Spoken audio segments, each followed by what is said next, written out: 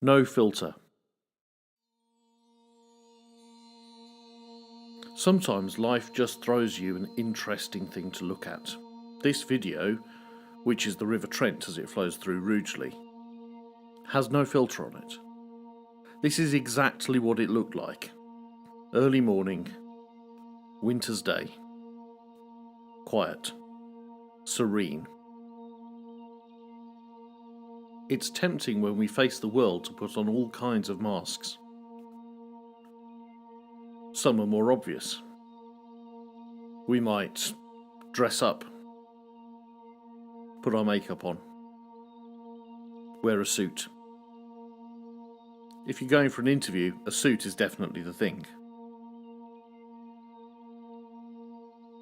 It's about the impression that you make. When we read in 1 Corinthians about love,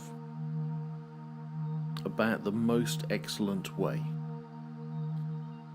the whole of chapter 13 is about the wonder of a divinely inspired love.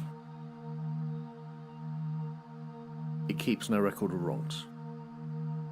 It always trusts. It does not envy. It rejoices in the truth.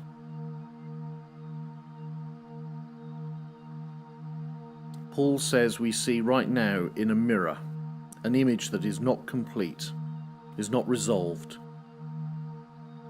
We see as through a dark filter. We do not understand the fullness of heaven. We do not understand the fullness of God's love for us.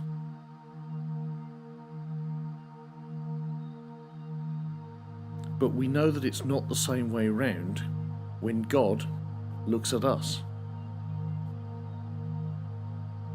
At the other end of the Bible, when Samuel goes to Jesse's household to anoint a king of Israel,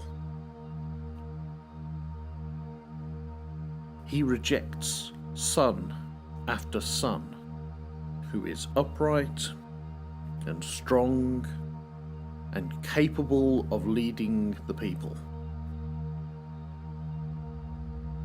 God does not say there is anything wrong with these men, but he says they are not the men I have chosen. This is not the man I have chosen. This is not the man I have chosen. And Samuel, out of desperation, pulls out the last son who's had to be fetched from the fields, the shepherd boy, David. And God says, this one. Can you imagine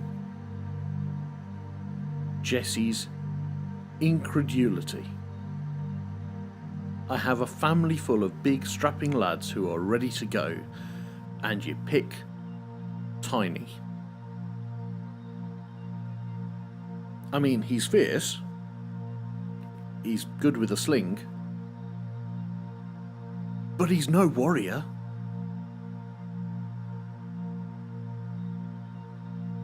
God and Samuel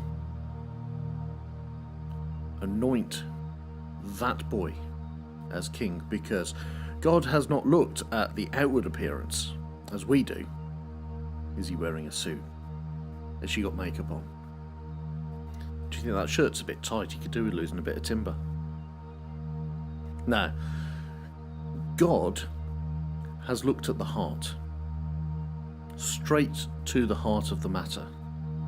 He has seen David, warts and all. And more than that, he has seen what David can be, and he has a plan for him.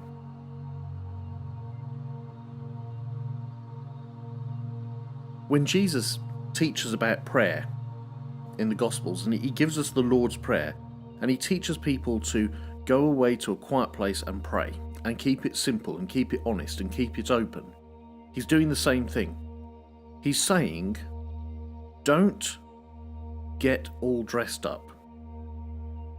Don't put on a mask. Don't make believe or pretend or put on airs and graces to approach the Lord your God. Because God already knows you. He already loves you. He already wants you.